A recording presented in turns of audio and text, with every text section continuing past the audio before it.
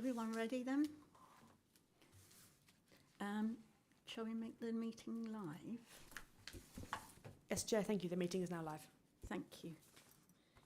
Good evening. I'd like to welcome everyone to this hybrid planning committee meeting. The meeting is being broadcast and recorded, and if there are any technical issues, please bear with us. Please note the normal rules of debate apply, including the requirement for you to be present for the duration of the whole debate. So if you're absent for any part of the debate, then you should abstain from voting. You've got to be here for the whole description and everything. For clarity, voting is only permitted by members who are present in the room, and any member joining the meeting remotely is able to participate in the debate and ask questions, but is not able to vote.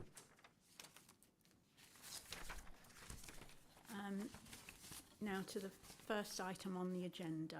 Are there any apologies for absence, please?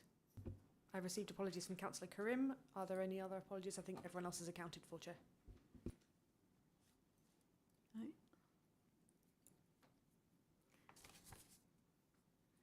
I can see the members of the committee who are in attendance, and their names will be recorded in the minutes. Please can I check, can the clerk confirm if there are any members joining remotely, and if those members could confirm their attendance when Lizzie calls your name? Yes, Chair, I think we have Councillor Smith joining online. Can you just check that you can hear and see us okay? Yep, Councillor Smith here. Brilliant, thank you.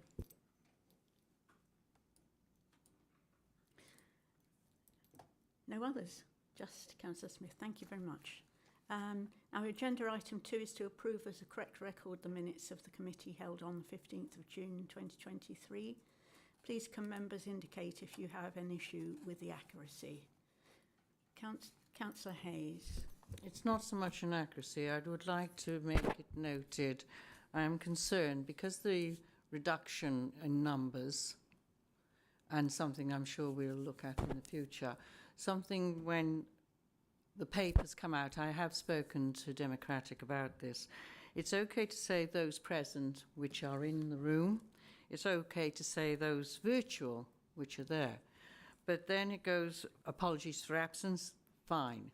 But there is also the proper way of going forward. Members of wards that turn up to speak on behalf of their residents. And they speak and give, as it happened last time, we had Councillor Harrison who wished to speak and because of it. And therefore I do think those councillors should be accordingly in attendance. Even if they are not voting, Yes. they are in attendance and speaking on behalf of their residents. And that this reduction has caused residents to be ringing me from other wards asking me about it. I have concerns. I do agree that we do need to record those in attendance who are not members of the committee. The solicitor would like to guide us on that. Thank you, Councillor Hayes. It is something I've actually raised as well. And what we used to do was that we'd have a separate area for visiting members, so it's clear to the public those that are voting members and those that are visiting members and don't have voting rights. So we've done that this time. So we've got a separate area for visiting members, and that's what we will do in future. And we'll record them as visiting members on the minutes. Yeah, because last we had Virgo, Gore and Harrison, there were 3 members there alone. And the residents they will go back and look at these papers and want to see. I would appreciate that. Yes, Thank you. we did used to do that and we've forgotten to do it. Yeah, and we will record visiting members in the minutes. Thank you. So we need to add into the minutes the people in attendance last time, please, that they were representing their ward. So actually we should have then said we have Councillor Guy Gilby in attendance for this meeting, please. Can I ask Chair, so will the minutes be amended to reflect that? Yes. Thank you. Yes, please. Absolutely, yes. That's a correction to the minutes.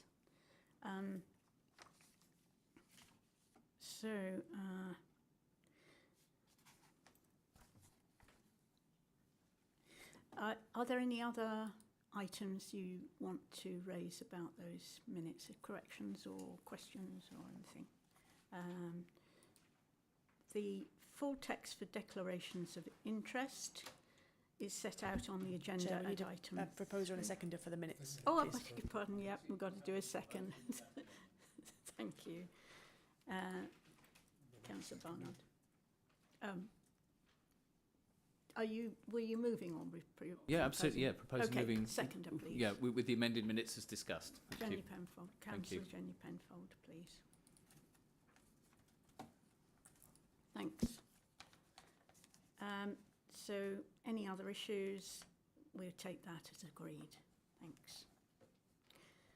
Okay, declarations of interest. The full text for declarations of interest is set out on the agenda at item 3. If any member has a disclosable pecuniary interest or an affected interest to declare, please indicate and I'll come to you in turn. No?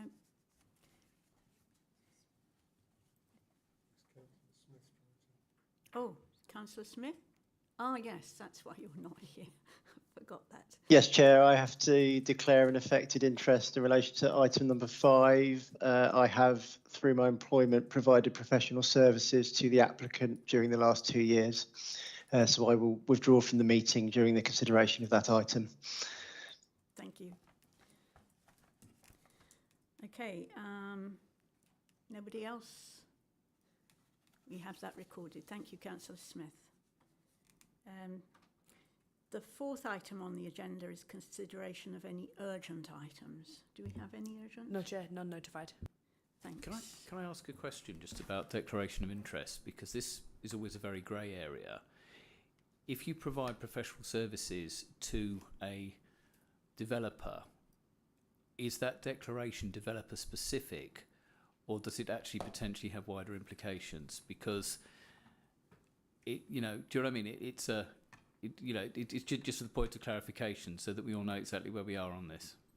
Because you could argue that you might be in some shape or form possibly predisposed to a certain perspective and viewpoint if that's the case. I'm not saying you would be, but given that I've always been thought as a councillor, the perception of complete impartiality in planning is important, that might actually be a bit of an issue. I don't raise it out of criticism, Councillor Smith, to you in any shape or form, but I raise it as a general principle early on in this because it does, a ruling on this chair would be helpful. Yes, yes, perception is definitely important when it comes to planning matters. We do deal with interests on a case-by-case basis, so it depends on what's on the agenda for that committee, and members raise that with the borough solicitor usually, or whoever is the legal representative dealing with committee that month. Councillor Smith did raise it with the borough solicitor and he advised him accordingly. So I don't think I can make a general comment that if you acted or had advised a developer that you can't participate in the committee, it will be a case of what site it is, which developer it is, and whether it's something that could be perceived to be a bias or an interest that could affect how you vote. Councillor Barnard. Because the reason I raised this is because during the debate on one of the items last time, reference was made by councillors in debate to previous planning case law. And I was sort of thinking and reflecting on that. And I have no way of knowing, because I'm not a case law planning expert, I have no involvement in planning, whether in my deliberations that case law would have been particularly relevant or not. So I guess what I'm saying is I have absolutely no problem if case law is brought into a planning committee, but my view would be better if it was asked in questions and discussed with officers, because I would be concerned that if we were led through debate to reach decisions based on such references, we have no way of challenging back because we have no knowledge. And it was only in hindsight when I went away from that meeting that I felt more than a little uncomfortable, because what if, for example, that case law didn't actually support the view that we took? if I was a developer or an applicant in that, I might be a little bit concerned that something be taken out of context. That's the first time I've heard this in 20 odd years on the planning committee here. So again, I'd be interested, Chair, through you, in a judgment how best those issues are handled, because it's important, but it's how it's appropriately handled. Yes, I agree. I was at planning committee last month, and the cases that I refer to were sort of general principles, which I knew about. So if I felt they didn't apply, I would have advised the committee accordingly. But I think, obviously it's for the chair to decide how a committee should run. But I think it's probably best not to mention case law when you're debating or sort of any stage of the committee proceedings, unless you've had legal advice that they're relevant and all the other members have been made aware of the fact that you're going to be referring to cases.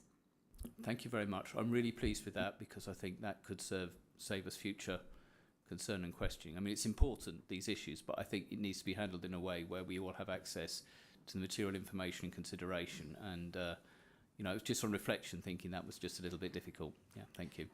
I'll take that up with the chair, and we can decide how she wants to proceed with such matters. Yeah, that's great.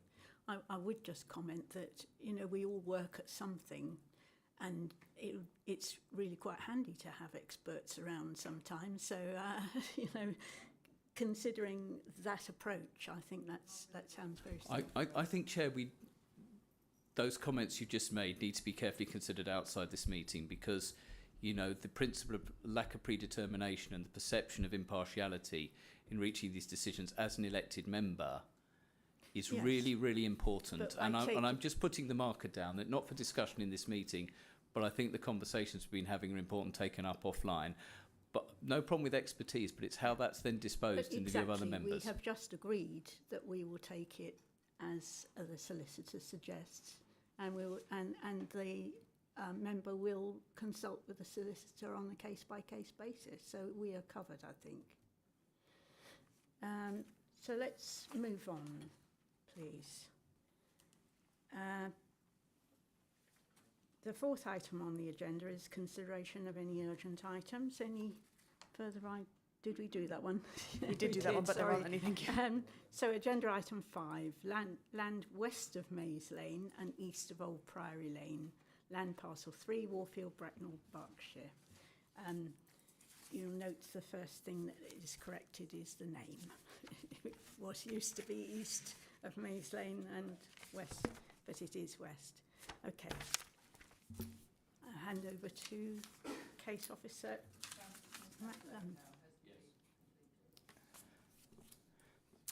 Thank you, Chair. Good evening, everyone. First of all, can I just check that everyone can see my screen okay? Appreciate that the images are a tiny bit small from afar, so I'm happy to clarify anything as we go along. Just to introduce myself, my name is Matthew Larner. I'm the Strategic Sites and Design Team Manager, and also the case officer for this reserve matters application, and was the case officer for the original outline application. I'll be presenting to you a reserve matters planning application that seeks approval for detail relating to the scale, layout, appearance and landscaping in respect of 175 dwellings pursuant to outline planning permission 20/00214/OUT. Just by way of an introduction, the outline planning permission to which this reserve matters planning application relates to was approved in October 2021 at Planning Committee and approved the development of up to 305 dwellings, a primary school, up to 2 forms of entry, public open space, landscaping, surface water drainage and associated engineering works, with all matters reserved except for the means of access with Mays Lane and Harvest Ride. Details of access, a design access statement and a set of parameter and strategy plans relating to development principles were also approved at Planning Committee and include land use, character areas, design, density of development, building heights, internal access, principles of landscaping and areas of open space. Subsequent reserve matters applications are required to be in general accordance with these approved plans and have already been approved. Such established development principles are not the subject of this evening's decision. This Reserve Matters application for consideration this evening seeks approval specifically for the scale, layout, appearance and landscaping in respect of 175 dwellings on parcel 3 specifically of the outline planning permission. In a moment I'll define where parcel 3 is in the context of things. Other matters such as detailed drainage design, construction and environmental management plans, aka SEMPs, biodiversity mitigation, enhancements are matters of detail that were secured by condition attached to the outline planning permission. My presentation will now cover the background to the planning process leading up to where we are today before explaining the detail of this Reserve Matters planning application. Showing you the latest news thread, which is not intended. I don't subscribe to that. I'm happy to provide clarity on any matter related to this application if asked during the course of this evening.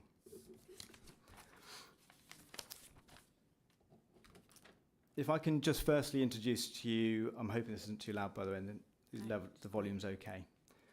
Just firstly to introduce, this is also to cover background for the uninitiated as well with more limited background knowledge to this site. First and foremost, this provides a useful context. The red line shows the outline of the outline planning permission and how it sits within the wider land at Warfield that is allocated for residential-led mixed-use development on this land for up to 2,200 dwellings. And you can see how it relates to the Bracknell built-up area to the north of the borough. And you can also see here that the land at Warfield is broken up into 4 different areas. This site lies within Area 1, and there's also 3 to the east, 2 to the west, and Area 4 to the south. A prerequisite that was required as part of policy SA9 in the site allocations local plan that allocated this site. That's before being able to positively consider planning applications, master plans were required to be put in place. And for that purpose, this site was divided up into these 4 manageable sections. And I believe it was back in 2015 a master plan was approved for specifically Area 1 within which this planning application and Reserve Matters application falls within. Just to provide a little bit further context with a OS underlay. This again shows the blue line this time shows the outline planning permission, the site, and the red line specifically excluding this parcel of land here. This red line defines the area of the Reserve Matters planning application that we're considering tonight. Just moving on to the Area 1 master plan, a little bit more of a fine-grained detail as to what's been going on in the area. So this here is an extract that shows the Area 1 master plan. The master plan comprises a number of layers, but this is really a consolidated plan that brings all the detail together to a manageable plan. The blue line, that's the solid blue line, the bold blue line signifies a Reserve Matters application. The dashed blue line signifies the outline planning application permission, the planning permission. And you can see just immediately to the east across Maze Lane, that's the beginning of Area 3. There is currently no master plan in place for that area. We're expecting it in the next 6 months to a year, but no planning applications have currently been considered on that land, but it is part of the allocation.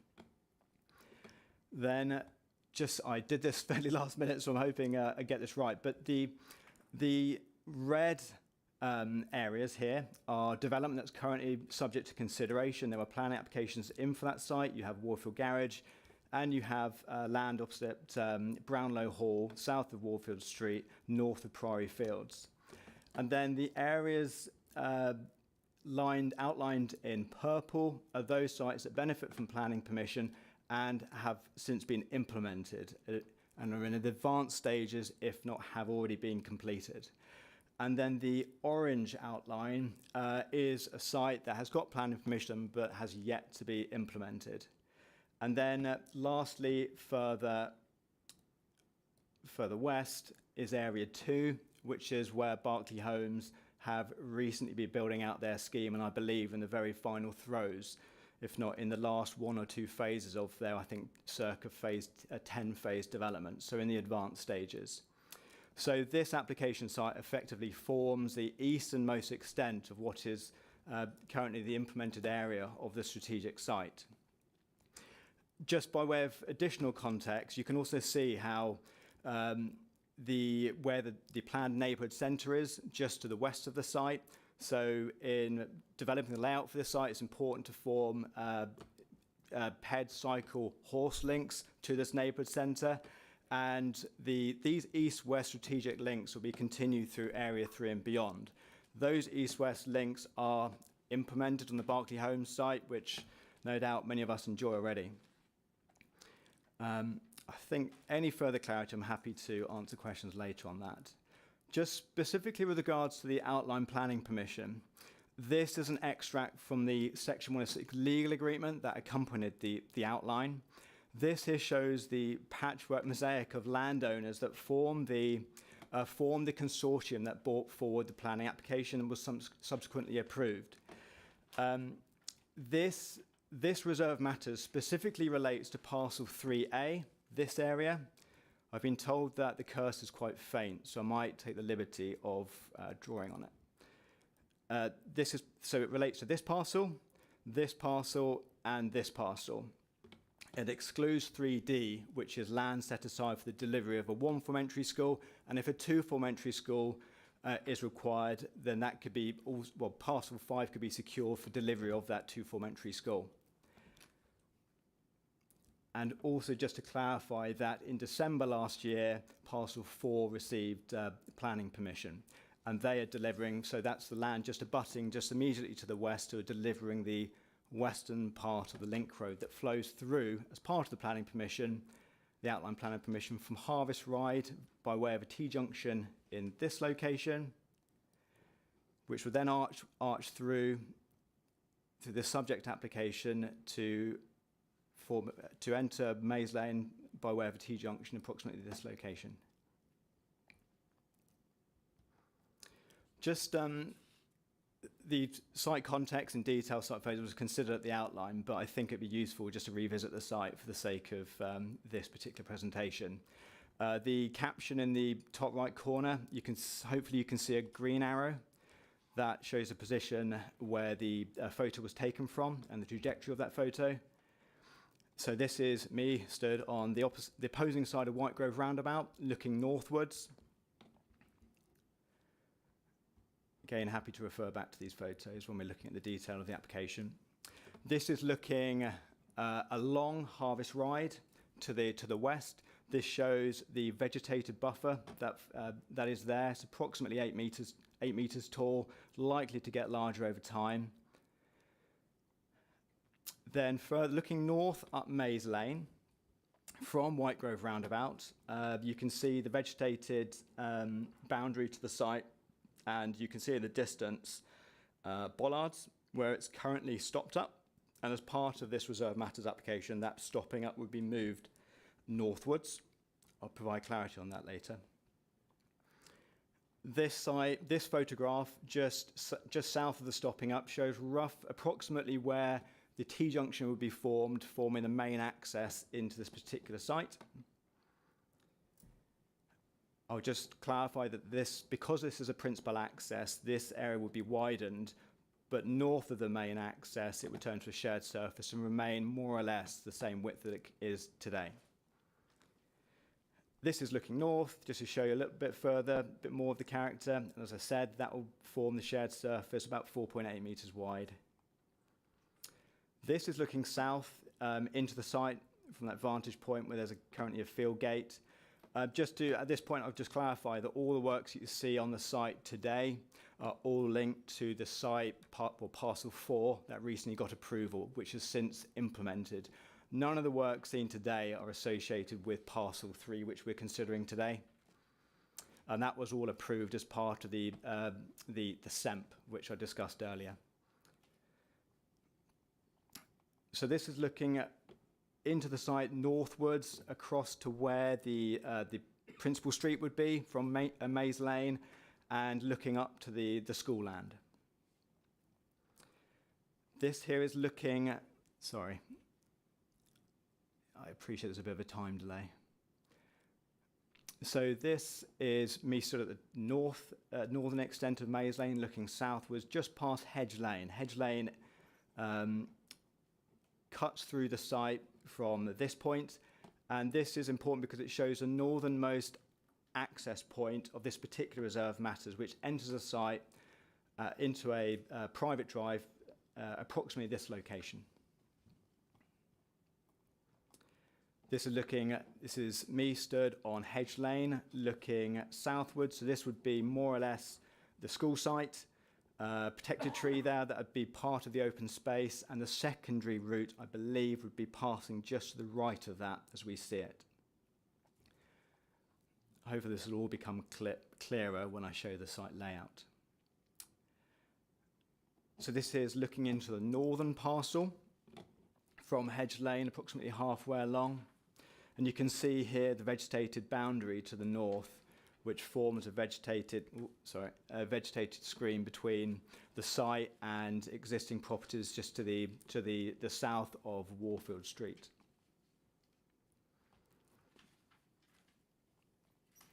This is looking from that same point, looking eastwards.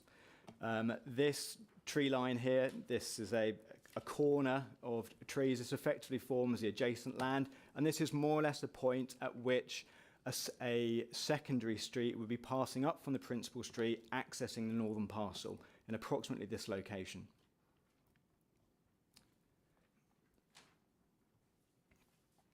Just to delve into the approved outline parameter and strategy plans, as proved as part of the outline. I'll now present to you briefly. There's quite a few, so I'll keep it short, but I'll provide you hopefully with the pertinent points. So this first is the application master plan. This defines the extent of the built form across the site.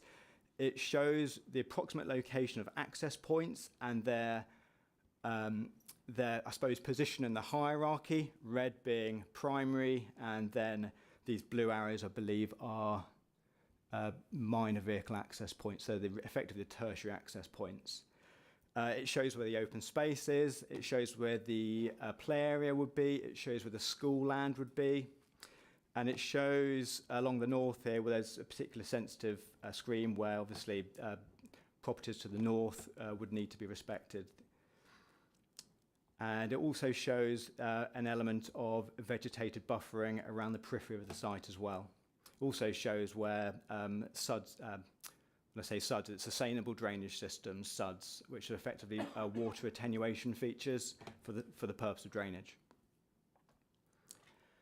So then as part of the outline, a design access statement was approved, and within the design access statement, it sets out 2 character areas that affect this particular site. If I just zoom in on this diagram here, you see if I was to, that's more or less, land to the right of that is more or less the land that we're considering. So you see how the Warfield Street South character area affects the northern part of the site. The majority of land to the north of the principal street that works its way through the site. In that, it's supposed to be a character more reminiscent of the character you see in Warfield Street, a looser grain, lower heights, lower density, more verdant streets, and materials and architectural detailing that are reflective of a more rural character, a more village character. And it also was accompanied by an illustrative example of how it could look like. That was shown in its complete form as part of the outline. It did not form a part of one of the approved documents, but was good for illustrative purposes. Then you have the second character area, Harvest Ride, which, as you can see here, again, that's the site boundary, forms a majority of it affects the majority of, all of the land south of the principal street, and then section of land just north of it as well, just adjacent to the school site. That is to be of a higher density, more height, more reflective of more suburban character that we see to the south, which is connected to the existing built-up form of Bracknell. And again, we have an illustrative example of how that could look, and it's got various annotations on it as well, which shows what would be appropriate in various locations. And it's also got here, it's got a materials palette and examples of, I suppose, precedents in the local area for what is proposed. Then we have a land use plan, similar to the application master plan. It sets out the built form and areas of open space of school land. There's not a huge amount that adds to it. Then we have the access and movement strategy. So this shows you the accepted principle for a principal street running through the site. And then that ends at the main access, and north of that is to retain more or less as it is, with minor access points through. It shows access into the school land. It shows a tertiary spur into the southern parcel, then a larger secondary street. Really, the specification of street is dictated by the number of dwellings it serves. So this would be a secondary street, which then turns into tertiary streets running off it. This shows what it could like if residential development was to be seen on parcel 5, if a second form entry is not required. It shows here that it turns into a tertiary street upon punching through Hedge Lane. It also shows Hedge Lane weaving through the site and how that is to be retained. And obviously, users of that lane would need to be respected when designing the punch-throughs of that lane. It also shows you've got a car-free ped cycle link in the north here, a grade off-site, so this will effectively be a cul-de-sac, but a through route for sustainable modes, and it's got leisure routes through the open space that we provided, and how they punch out and they link through to the existing built-up area and beyond. This has got the urban design. This is the urban design strategy. This shows where the frontages are, where there needs to be some sort of activation and relationship to the open space, to the principal routes, existing built form, and it shows location of key buildings. And these frontages talk to a greater layer of detail that sits within the design access statement. Now we have the building heights plan. If we try and zoom in, so to the south of the principal street, reflective of the Harvest Ride character area, sorry, I hope it's not too flicky on the screen. But this here says residential between 2 to 3 stories, higher buildings placed on main routes and in key locations. Between 2 to 3 stories in that area. And then the lighter blue shows residential predominantly 2 stories with 2.5 stories where appropriate. And then this even lighter shade of blue in the far north,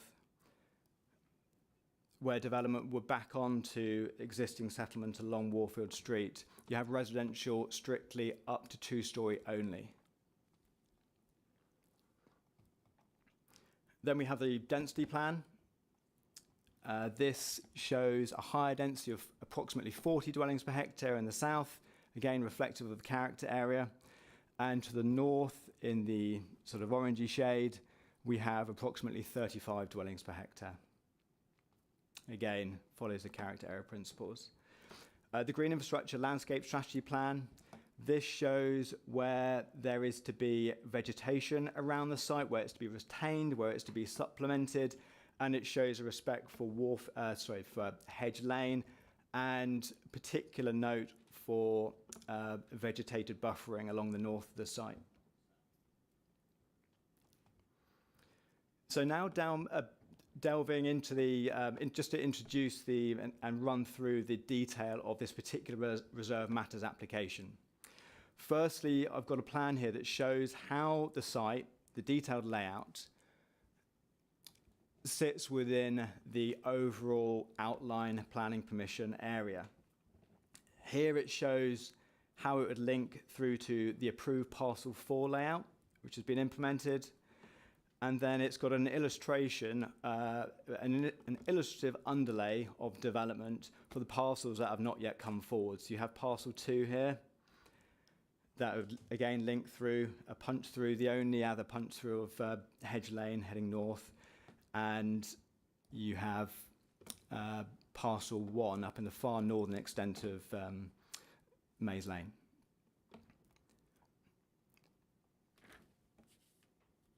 Just to introduce the detail of the proposal. So the application comprises 175 dwellings. The dwelling mix comprises 7 times 1 bed, which includes 4 wheelchair accessible dwellings, and 36 2-bed apartments, 2 2-bed flat over garages or FOGs, 110 3-bed houses, 15 4-bed houses, and 5 5-bed houses.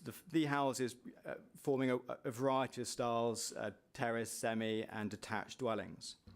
There'll be 43 affordable dwellings provided across apartments and houses, equating to 25% affordable housing across both parcels 3 and 4, which also includes 4-bed houses provided at social rent. If I could take you through the detail of the scheme, I'm going to go to a different PDF, just going to go away from this momentarily, but this here just shows you the approximate line where there's to be a divide in the character areas. I think it would be easier to go through this.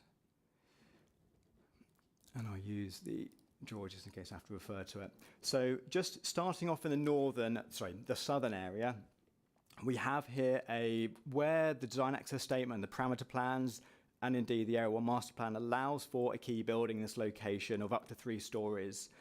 We have a 3-story apartment block, and flanked by that, just to the south of that, providing a vegetated buffer with White Grove roundabout, we have a new vegetated treatment, where we have native hedgerows, native tree planting, suitably set back between approximately 8 metres. I believe it shows about 13 metres in the southern end of Maze Lane.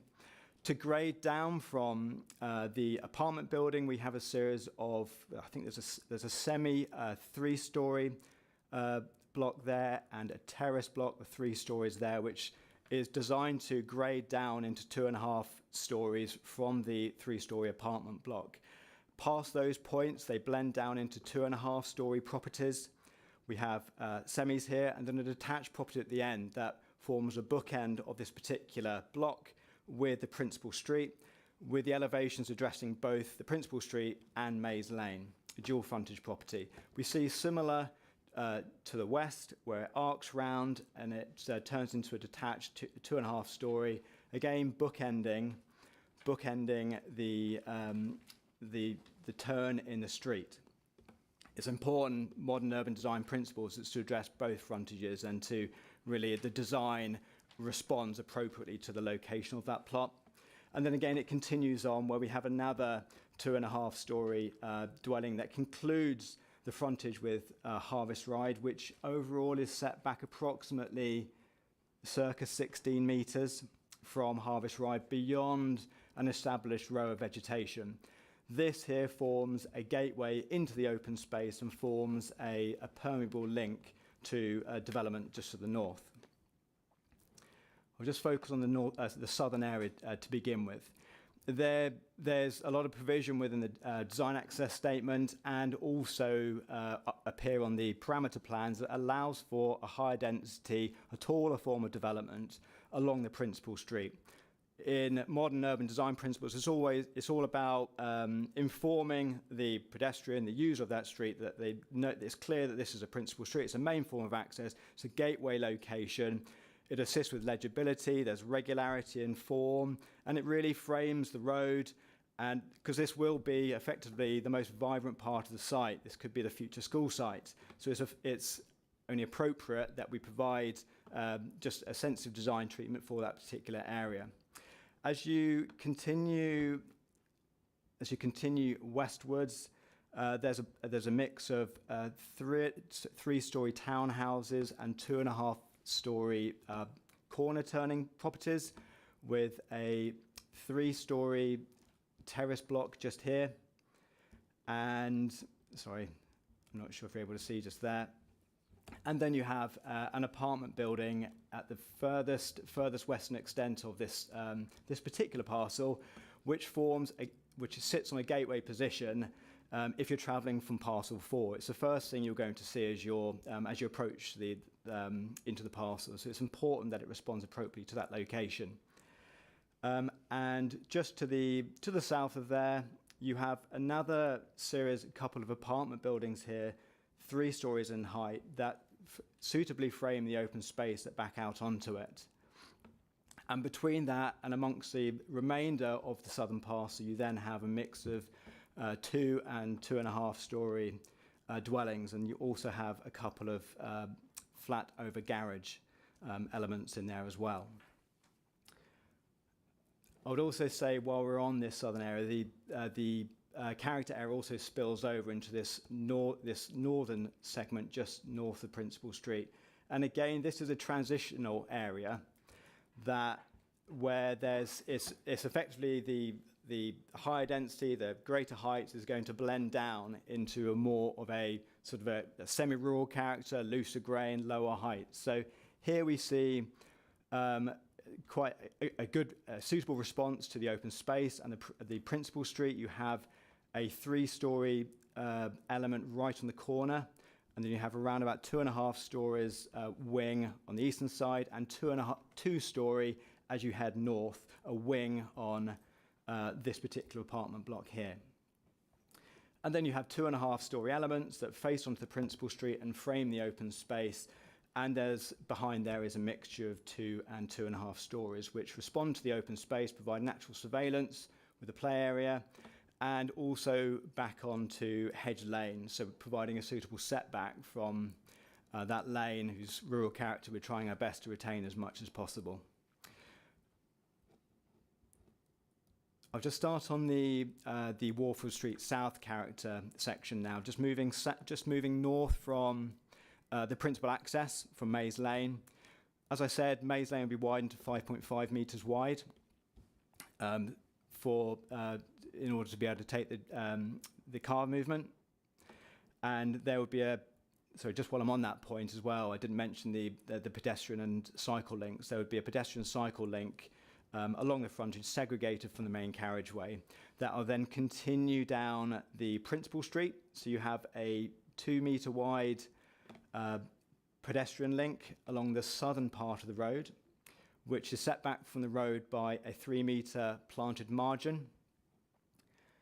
And you have a cycle link, a 3-metre wide cycle link just to the north of the Principal Street.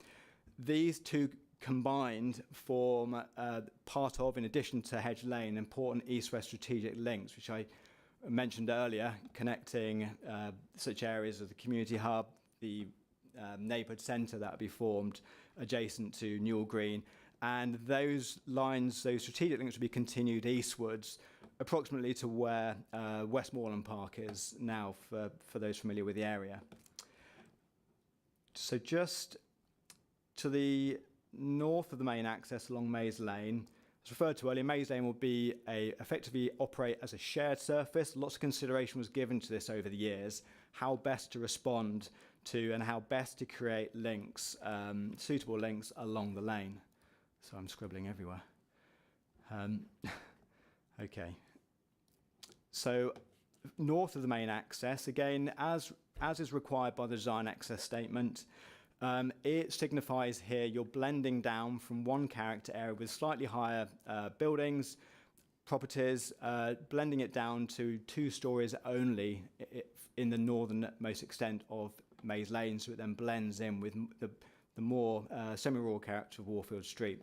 So here we have a series of 2-story dwellings that are set back from Maze Lane by approximately 17, 18 metres, set back beyond a replanted vegetated buffer and ditch line along Maze Lane.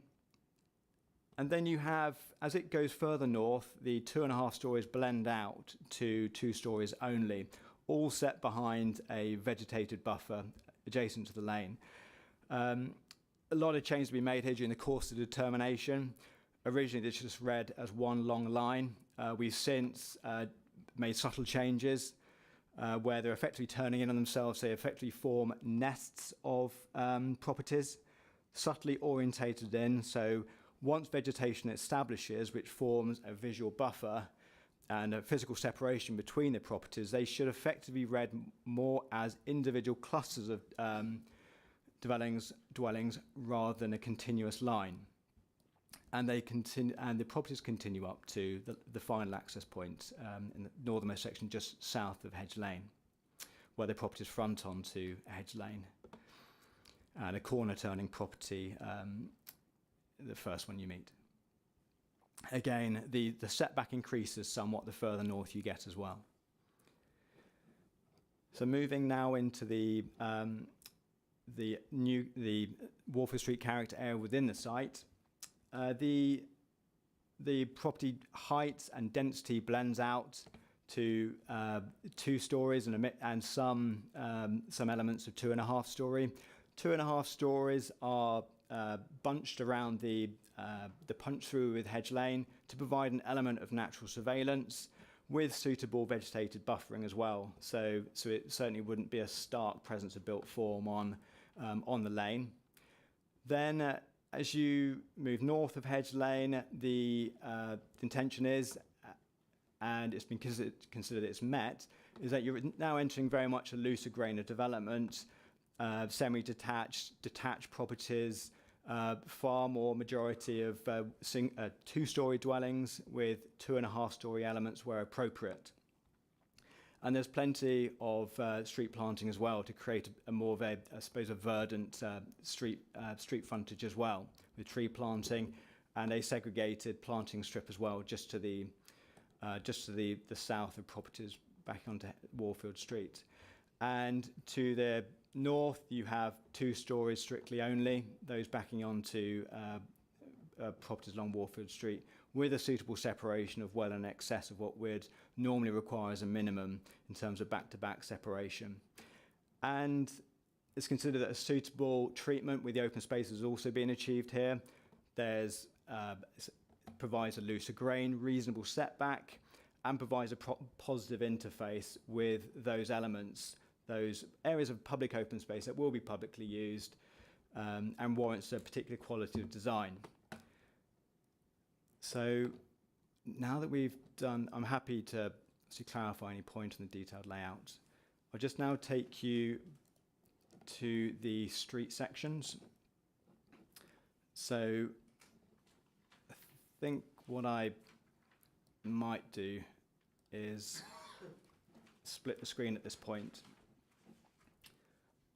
Actually, sorry, that won't work because it would be too small. I'll have to stick with this and explain where it is on the site. This first street section, this shows the treatment with Whitegrove Roundabout.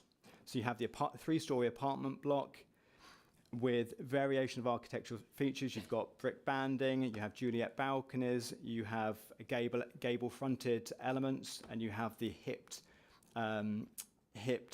flanks and elements of recessed frontage and those that protrude as well. Then you can see that to blend out that height and massing, it blends into 3 stories, 3-story townhouses that then edge their way down to 2.5-story elements.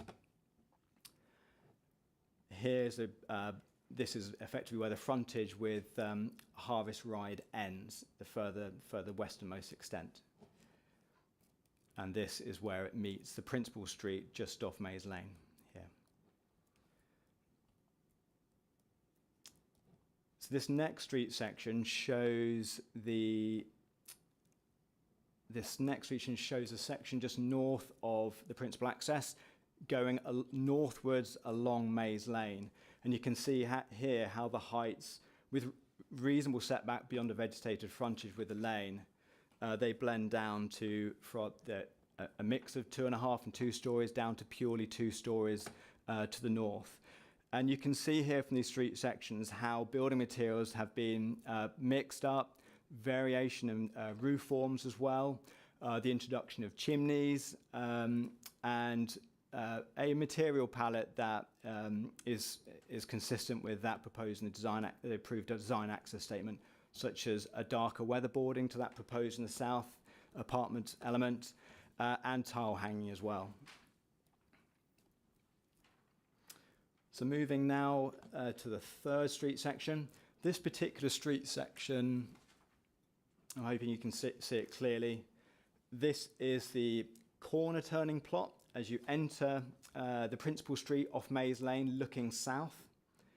You can see here there's a series of 3-storey townhouses that are suitably broken up by an element of parking and rear gardens and access south, with 2.5-storey corner turners with chimney detailing and tile hanging.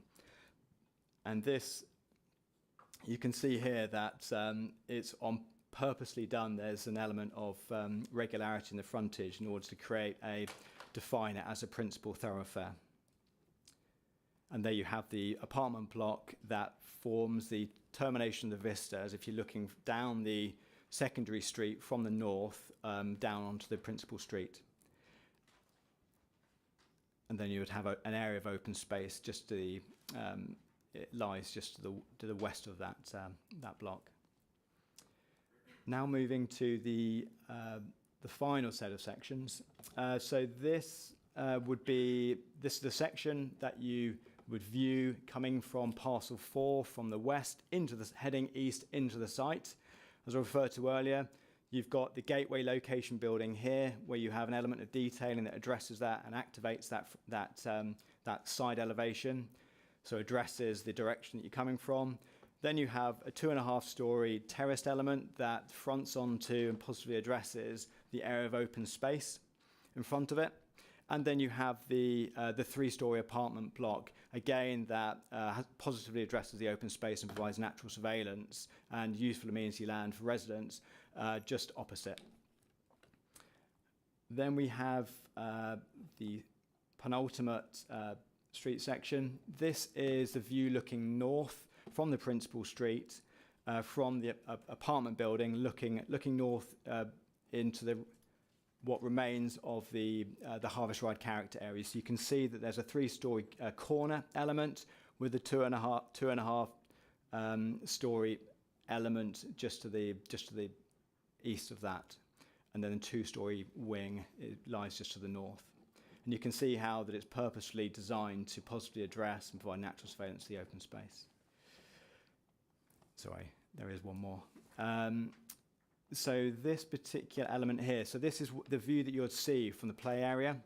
So again, activation has been maximised although you want to have some separation, some suitable separation from the open space, you also want a little bit of activation, interface, positive interface, and that is deemed to be achieved there. So you have a relative element of natural surveillance.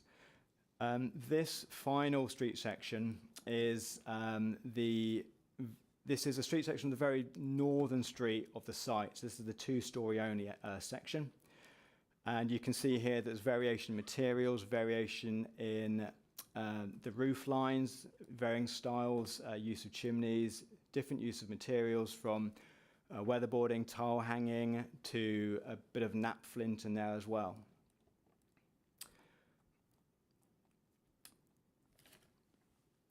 So I'll also just take you through to some CGIs that have been provided. This is a view looking eastwards from the very northern pedestrian and cycle link, which with open space lying to the left and to the right. And then this is the 2-storey element backing onto Warfield Street homes.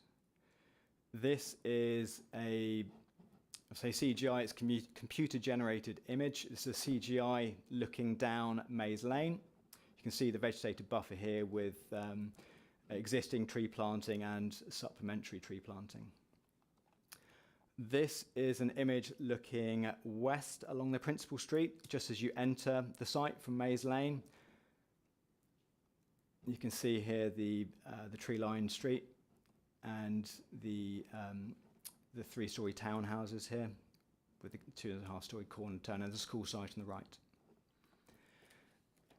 And this is a view with the play area to the left and then the dwellings I just showed the street section of to the right.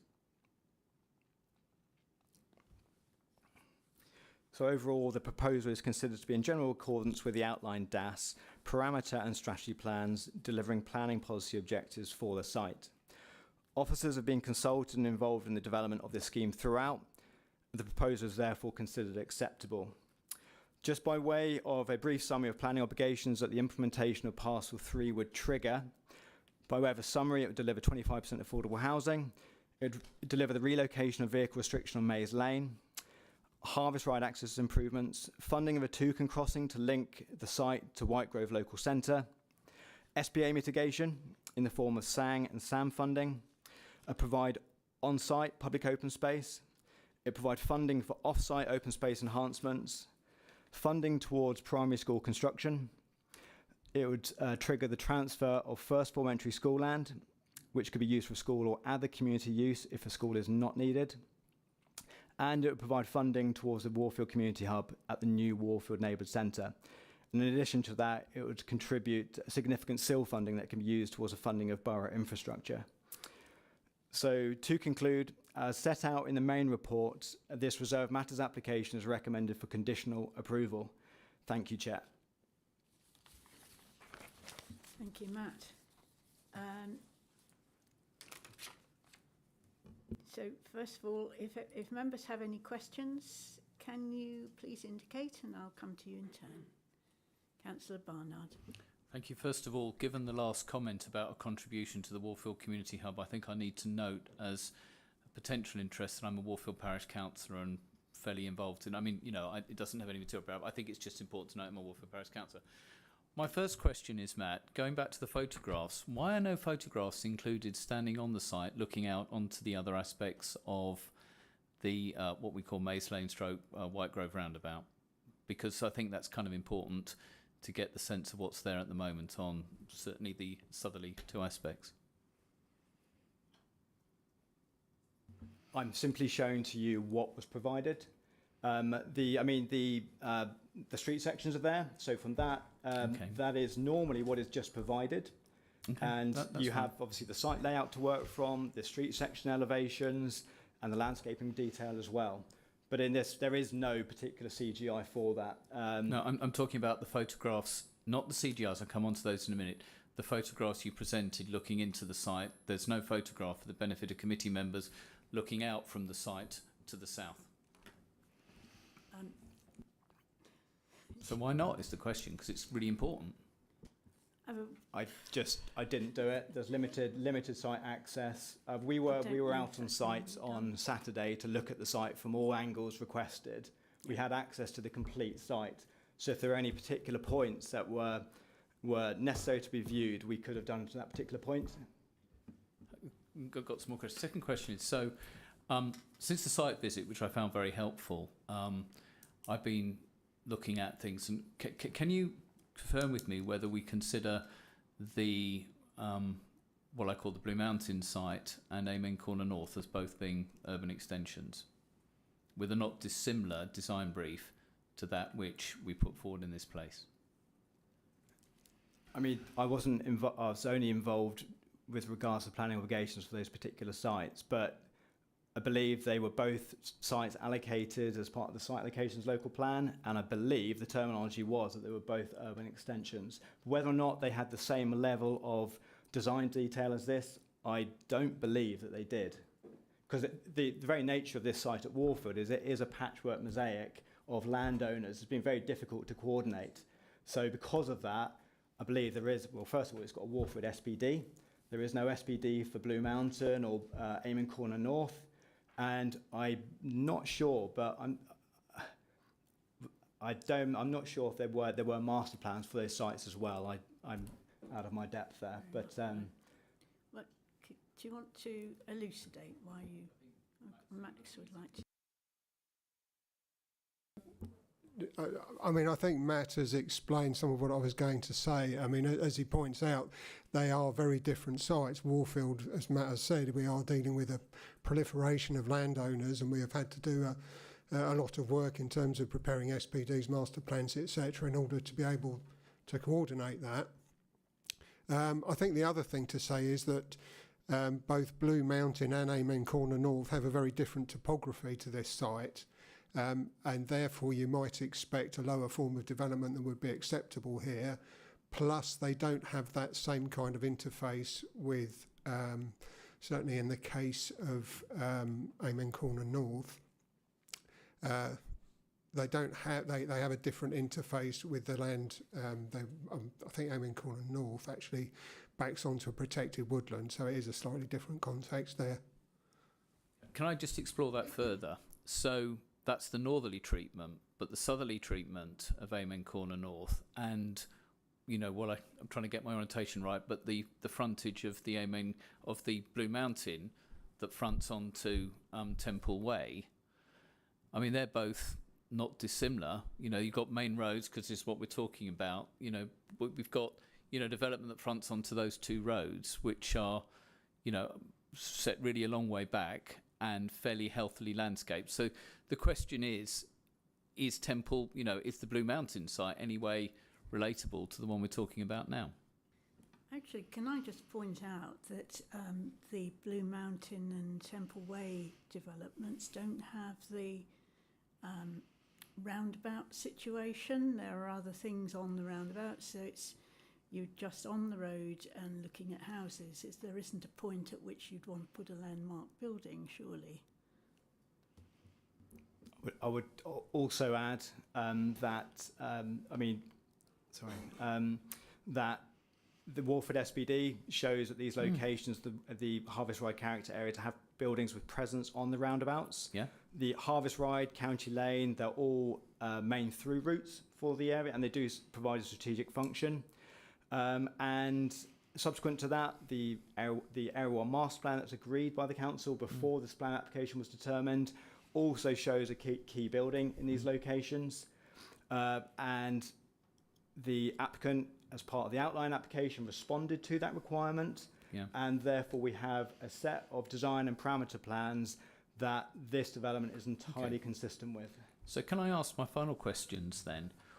We were all provided with a glossy brochure here of this development. Why are there no street scenes or CGIs of what is apparently the landmark building on this development? Sorry, I might have answered that question by mistake earlier. CGIs are sometimes a bit of a luxury. Normally, we're just provided with layouts, site layouts and elevations, and it is down to the observer to link the two together. We also have street sections here. In terms of why specifically Whitegrove Roundabout was not provided by way of the CGI, I'm not the person to answer that's fine.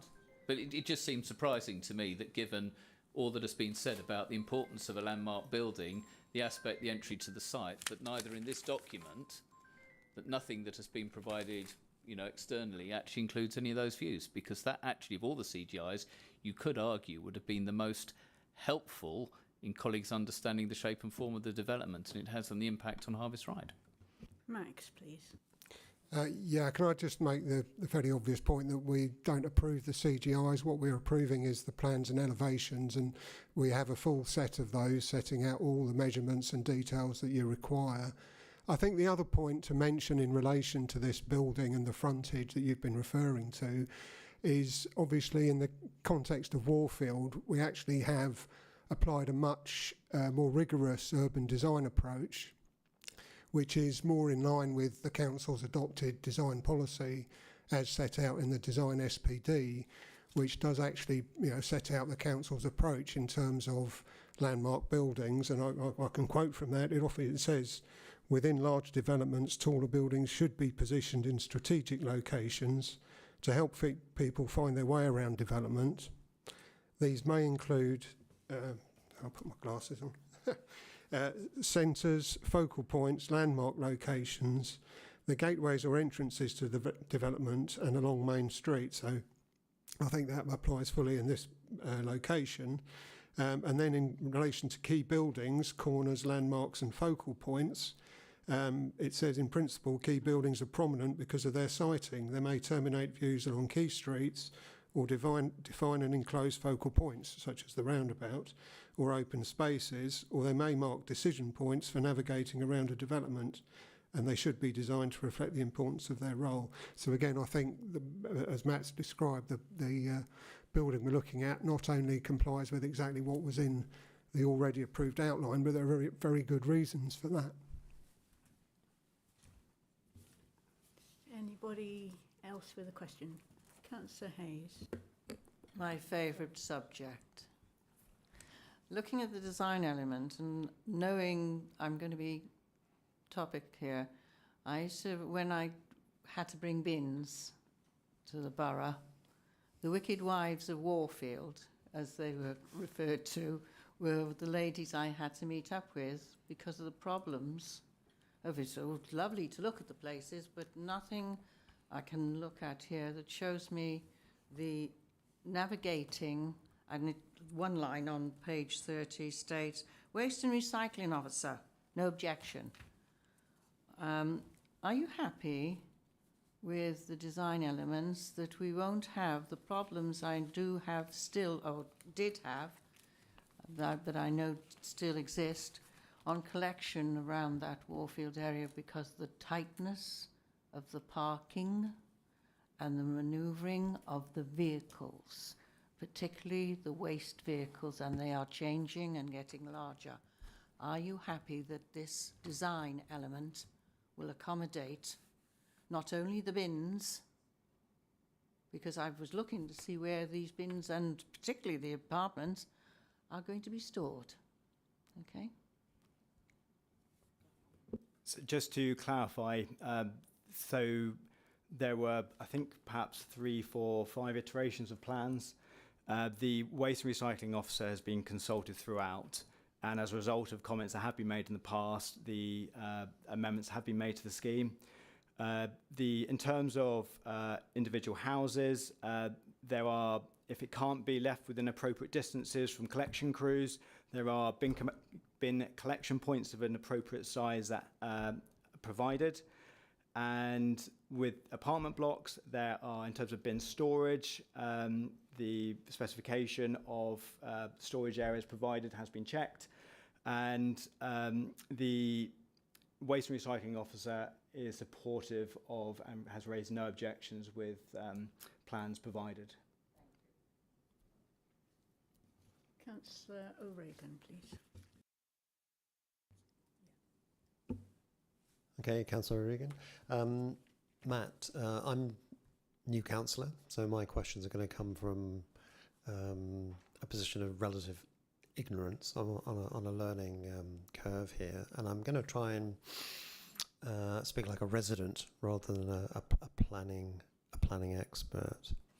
So this is reserve matters, and I just wanted to ask a question, which is the currently the height, width, length of a building, is that a matter for consideration on the reserve matters? Because that flagship building on the roundabout came up in the objections, and it's being discussed this evening. So I just want to understand the scope of reserve matters and what we can debate and decide on at this meeting. Sorry. Just get your question. So in terms of, hopefully the introduction provided some clarity on that point, but the outline approved the parameters within which reserve matters applications must be in general accordance with. So that's just the parameters, general principles. Reserve matters applications is absolutely all about the detail. So this is all about the layout. This is all about detailed elevations. This what is the plans that are effectively determined today would be, if approved, implemented as shown on the approved plans. So you have the layout, you have detailed elevations drawings, floor plans. It is absolutely detailed to be determined at this stage. Okay, so I suppose the question I'm asking then is, as the previous councillor said, we haven't seen a lot of information about the aspect from the landscape building, north and south, or details of what it's going to look like. Is that something that we can ask to be refined at this meeting, or is it a given and it's outside the scope of reserve matters? Can I just clarify that you're referring to apartment block A on Whitegrove Roundabout? So, firstly, you have the site layout that shows where it's going to be, the type of roof that it will have. You can see its proximity to the roundabout, and that is clarified in report in more detail. And then you have a set of elevation drawings, floor plans that have been publicly accessible on the planning portal ever since it was first submitted. So, but as I said earlier, it's been through a number of different iterations. So whilst the plans were originally published online upon submission and validation, those would have changed somewhat to where we are now. But all plans that we're deciding on today have been publicly accessible, which show in detail that particular apartment building, how it would look like, where it would sit on the site, everything. Max, please. Yeah, sorry, just to clarify, we can't start making changes to the design at this meeting, and that is not the role of the committee. The role of the committee is to determine the application as it stands, and planning law requires us to do that in accordance with the development plan and any other material considerations. And in this case, a significant material consideration is obviously the existence of the approved outline, which, as Matt has said, does set out the parameters within which these reserve matters can come forward, including where buildings of different heights are appropriate, where landmark buildings have been shown to be located, etc. I hope that helps. Thanks, Max. Tina Mackenzie-Boyle.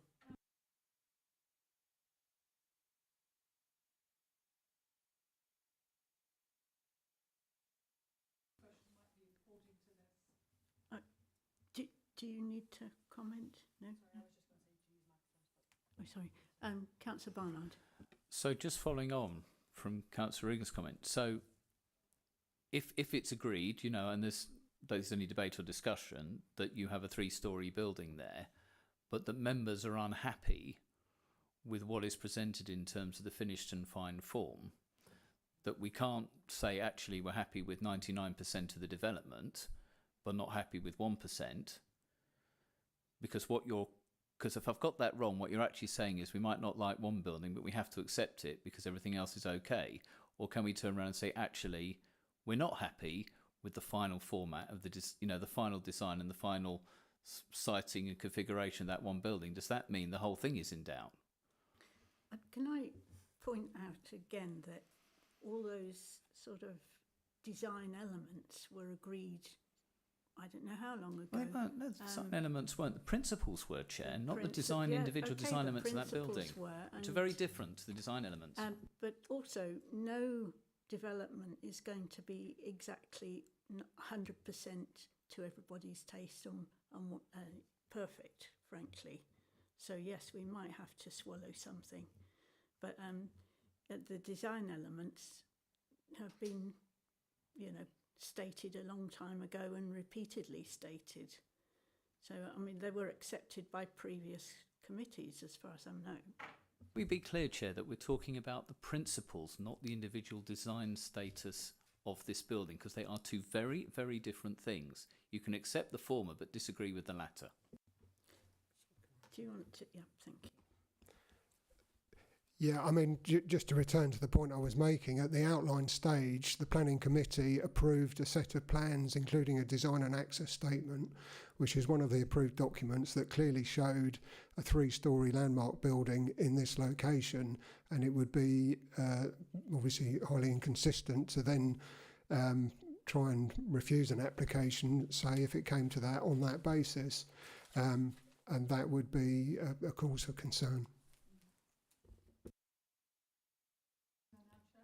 Yes, please. Yeah.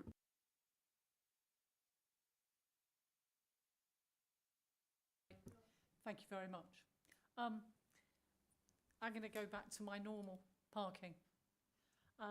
Ostensibly, if we are adhering to our 216 SPD, section 4.4, we should be affording the specifics to each of the dwellings. So I'm figuring in my O-level maths, 478 car parking spaces. On this, I don't see that. I really don't see that. So I would like to know, really, are we adhering to that? Number one. Number two, where the visitor spaces, because we have to provide those. And we also have to provide disabled spaces. So there's a lot of questions in there for which I apologise. But, I mean, overall, I guess it's, are we adhering to our parking standards? Yeah, just to confirm that, James Turner, he was a particular consultee who's been dealing with this application throughout its determination as part on behalf of the local highway authority, and throughout and to this day, what we're presenting to you now does conform to parking standards. James might want to provide further clarity on that. Thank you, Matt. Through you, Chair. Yes, as Matt said, parking does comply. Visitor parking is distributed across the site in all areas, from Maze Lane through off the principal streets into the northern parcel. There are various parking opportunities for each dwelling. Some have on-plot parking, some have parking in parking courts, some have garaging, some have parking underneath fogs. So there are various areas for parking and parking options, which is maybe why it's not so clear on some of the plans, because some parking is contained and hidden under some buildings. But there was a lot of discussion, and there have been tweaks to the layout as it's gone through its through the period of time since we first started with the application, to improve elements of the parking, improve parking across the site, and make sure there's sufficient, as well as routes to that parking for people to get to it. Thank you. Councillor Hayes. Yeah. Can I follow on from that? James, as you know, one of the problems of a certain area known as the parks. I know that they have, it was stated that it's sufficient parking, but is there conditions whereby we can stop the conversion of the garages and such, because it has got, I mean, the parks as an example is one place where you, if you're lucky to find a parking space outside your place. You know that quite well, their biggest problem. It's just, I do have a fear that we are building these lovely places, but we aren't putting in the infrastructure which is required with regards to parking and future charging and the waste and all of that. And if you want to see an example, you can, as you know, go to the parks and see how bad it is for parking. Thank you. Through you, Chair, just to answer that point, obviously the parks is a completely separate development and considered at its time and planning policy at that time. But in terms of this development, I've set out obviously, and Matt has as well, that the parking meets the required standards, and in that regard, it is compliant. And garages will be retained as garages. And in terms of that, I believe that I'll ask Matt to confirm for you, but I believe the required conditions are controlled on the outline consent that retain the garages for parking and carports, I believe, as well. Yeah, thank you. I must say that I like the element of a garage with a storage space behind it, and the garage must be retained, etc. So, yeah, would you like to comment too? Yes, I can just parking is provided by a number of forms. It's there are just open parking spaces. There's effectively a carports beneath fogs. There are garages, and there's an element of pergola parking as well. And conditions applied to the recommendation cover all those points. That there would be no they would not be able to convert those without seeking planning permission. Thank you. Councillor Eggleston. I just want to follow on from parking again. I haven't seen anything across the site at all that allows for carers. It's something that has been raised many times before with an ageing population. Also, we've got disability properties on there. So if the actual parking spaces are used up or there is visitors parking, there is nowhere at all for the carers, and we've had problems with that all over the borough. That's quite an interesting point. Yeah, everything is a moving feast, but we do have to make plan decisions on the basis of guidance, evidence, policies that we then need to apply to the determination of plan applications. And I don't believe that there's any specific guidance within the parking SBD that provides specific parking for carers. But what is provided is visitor parking to standard across the site. So I imagine, like other visitors, they would be expected to park in visitor spaces. But as for specific carer parking, there is none, but nor does guidance allow for that.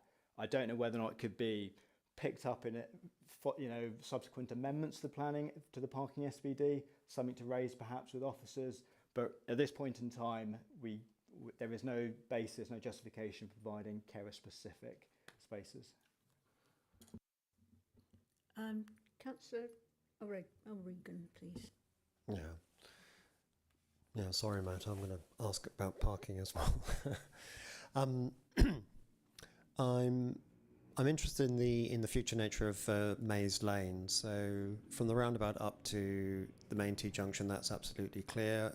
I've got that. This is a separate pathway for cyclists, etc. But north of that, I think you said it's what's called a shared space, 4.8 meters. So I'm assuming, please correct me if I'm wrong, but that there's not a separate cycle path. It's a space which is used by cyclists, by pedestrians, and by cars.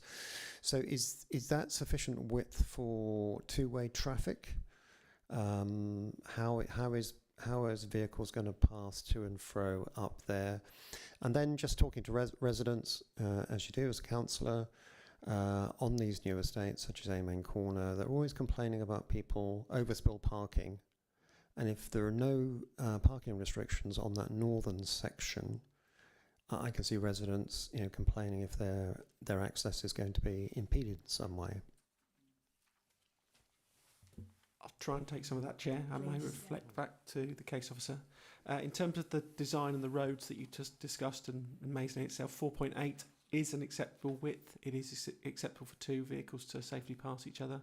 Shared surfaces and road widths, such as the 4.8 we've mentioned, are set out in our design documents, on our highway detailed design documents that we have that accompany our street scene guidance that's out there, and also it follows guidance that's set out in the government guidance manual for streets. So it is adequate, and we've obviously got to consider the nature of the amount of vehicles that will pass along it. It does serve a limited, as you can see on the plans on the screen, there is a limited number of dwellings along it at present, and obviously the further south you get down Maze Lane, you're getting closer to where the dedicated facility that Matt talked about earlier that links into the principal street starts. So it is an acceptable form. In terms of parking, there is parking to standard for the development, and that's what we have to consider. Matt talked about that a second ago in terms of the policy position. And there are visitor parking spaces within those pockets of land that you can see, or the nests that Matt was describing with the private drives.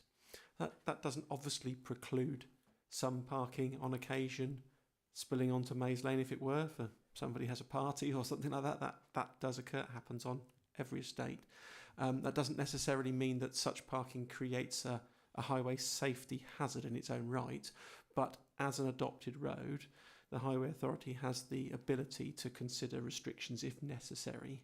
We don't put restrictions in per se, because obviously not everywhere operates in an unsafe fashion, but ultimately if there were elements of parking or obstructive behaviour that occurred from people's vehicles, the Highway Authority would have the ability to control that through appropriate traffic regulations, orders, double yellow lines, etc., rating restrictions, that sort of thing. Do you have supplementary? Yeah, so I thank you very much for the response here. You can say that's going to be a matter that will have to be sorted out by the relevant authorities. As it's a shared space, I do have a bit of a concern in that it's quite a steep hill before you get to the main access. And again, just listening to residents, they're always complaining about certain roads being racetracks. And as it's a shared space with pedestrians, I see an element of element of concern there in terms of that narrow shared access with the hill going down to the intersection. Can I just refer from a character point of view that just to provide some comfort, that a huge amount of consideration was given to the design of Maze Lane and how we could facilitate access to dwellings off the east side of it, whilst trying as much as possible to retain the character. If there was some discussion that we should keep Maze Lane unlit, but then have a segregated pedestrian cycle link just inside of the vegetated boundary, just to the west, that was deemed inappropriate because that would have the effect of introducing more hard standing, which we're keen to avoid. We're trying to maximize whatever vegetation we can keep and minimize hard standing. But by putting that inside of the site rather than on Maze Lane, you're still going to have to light it because it's a strategic route. And by lighting it, you'll inevitably end up with lighting spill onto Maze Lane, which would then kind of defeat the object in leaving it unlit. So we deemed that it'd be most appropriate, and in consultation with the local highway authority, given the quantum of properties that would be needing to be accessed off Maze Lane, a shared surface would be appropriate and would strike the appropriate balance between highway safety and trying to retain the character. Is there some way to protect the verges? Because I can see people running up onto the verges. Can we put stones down, massive stones down the side or something to stop them? In terms of the design of Maze Lane, the sort of indicative form of what needs to happen to the lane has been considered at the outline, but there is the requirement to have what we call a Section 278 legal agreement with the Highway Authority to allow construction and alteration to the lane. That work has not commenced yet, and as part of that design principle, clearly matters such as how the road is constructed, how it's retained. There are ditches, we're aware, next to the road that have to be provided for, and head walls. And obviously, Matt's talked about the character, trying to retain the character. There's lighting to occur as well. But certainly through the detailed design process, those matters would be considered about how you retain the road. Are there issues with overrunning of the verges, and how would you protect those? Those matters are already dealt with at the detail of the design. And until the works are fully signed off, or even when they're implemented, they are monitored, and if alterations are required because things are happening, that's also covered by those agreements. Thank you. Couple of other questions, if I may, personally, and then Sheila. The boundary between Warfield Street and Warfield Street South, have we got extra vegetation being planted in there for protection of a good barrier? Just to clarify, with reference to the landscape plans on the recommendation, we're proposing the developer, following our guidance, is proposing native mixed species hedging right the way along the northern boundary, and then to be supplemented with pleached trees to provide a little bit additional visual buffering where you have Wee Nibs and Nibs Nook listed building. So in answer to your question, and in response to that green infrastructure and landscaping strategy plan that I referred to earlier, there is landscaping proposed in the north. The only other thing that really popped out to me as we were looking through today is that Hedge Lane that I'm sure we'll have pedestrian and cycle traffic through there, but it's also an equestrian route. But we've got houses quite close to it, so I'm not sure that, I'm not sure it will stay as an equestrian route if we have kids playing and bang, crash, wallop, and the horses being spooked. I'm a little bit worried about that. Anything we can do? Just to clarify that equestrian linkage has been, when I consult Parks and Countryside as part of plan applications within my team, Parks and Countryside officers are consulted as a matter of course, and they generally have the backs of the equestrian community in the borough. They are on the local access forum where they have, they're able to understand the needs and concerns of horse riders, and horse riders have been, the needs of them have been considered in the layout of this. First and foremost, we have retained Hedge Lane. We appreciate the important east-west linkages for everyone, including horse riders. But also as part of the design access statement that was informed by, in consultation with Parks and Countryside, there is somewhat of a setback and retention of vegetation wherever possible. So the plans in front of us today do conform with that design access statement requirement. There is suitable setback, and wherever possible we have supplemented the vegetation, and we have actually reined back some built form from what was originally in the design access statement.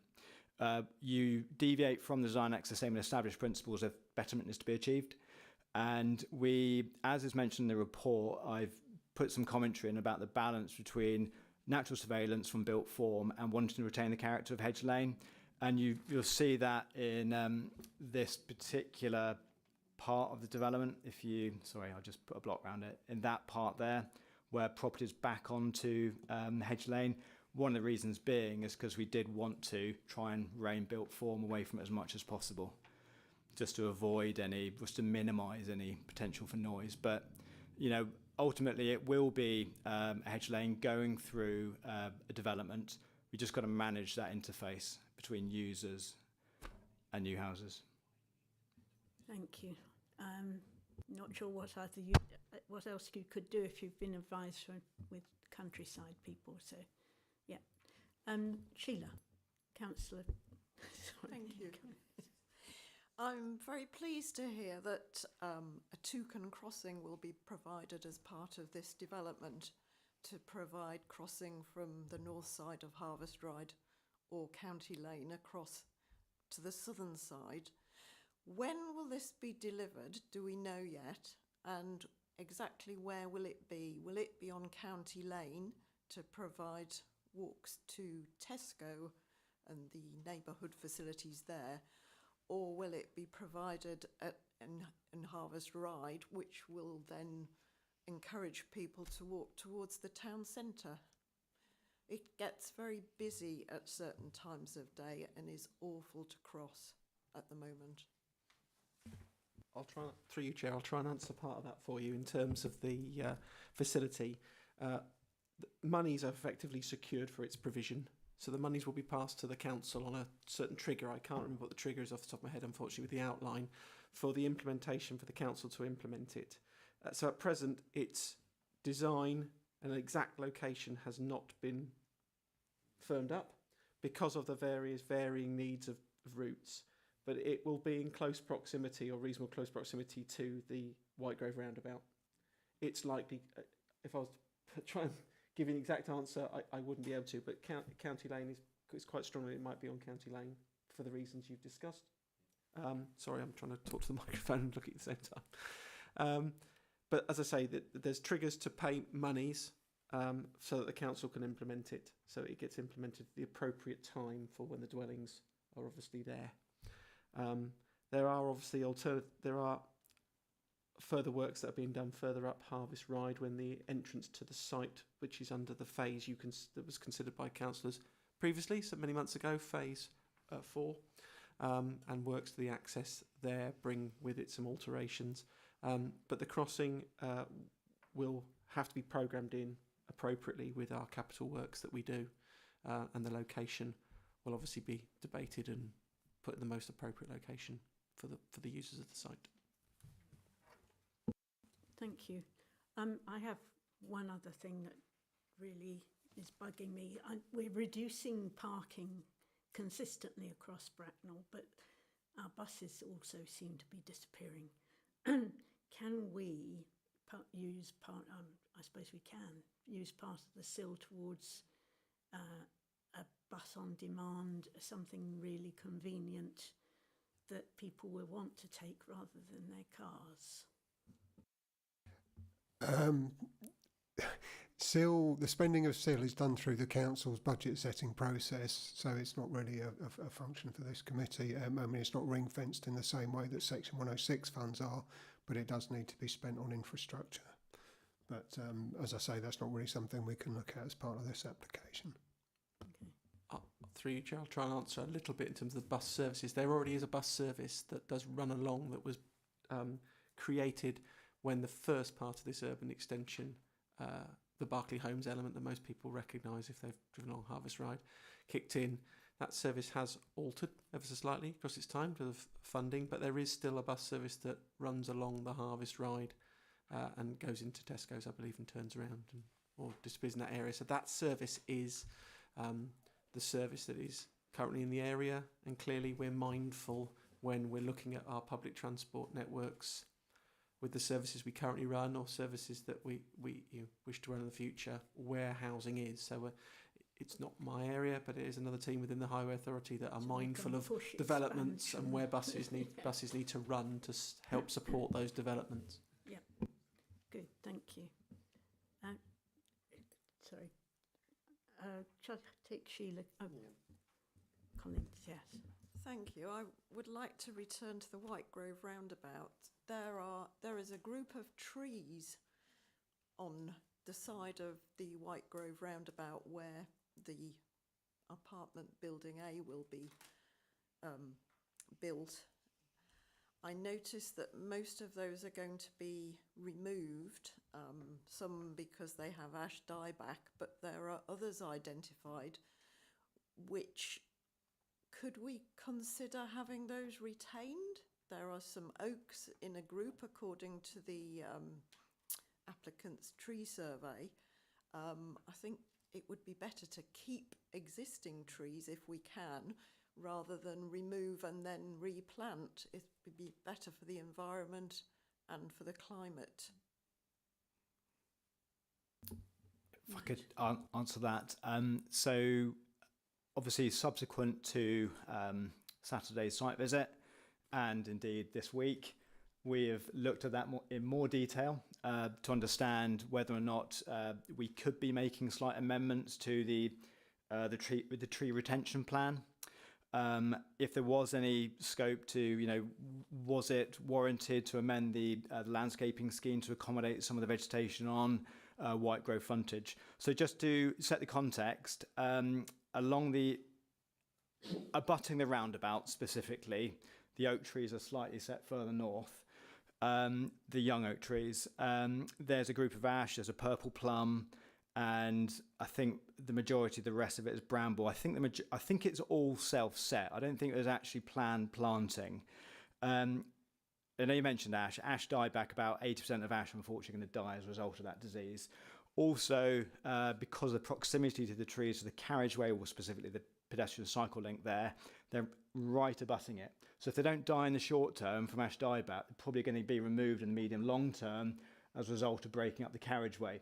It's just one of those unfortunate things. So purple plum, it's not a native species. It doesn't have, I'm not aware of any biodiversity, particular biodiversity function it serves. And in addition to that, the flanks of that vegetation adjacent to the roundabout would have to be removed anyway to enable access works into the site and up Maze Lane. So you'd effectively just be left with a small clump of mainly ash and a purple plum. And as I said, one species is not great, and the other species would probably be lost anyway. So I there does not seem to be any sense to retain that when we could grasp this opportunity now and put something more sustainable in the long term. So what we are proposing is beech hedging. That's a native species that does provide some biodiversity benefit, with lime trees as well. So which over time will frame that corner, frame that interface with a white grove roundabout really quite well. And in terms of the oak trees, we also looked at that. We looked at those in relation to the access works up Maze Lane, and we don't believe there's any possibility for those to be retained because they're right in the way of engineering works. And I totally get, I certainly do not like to see the loss of English oak trees.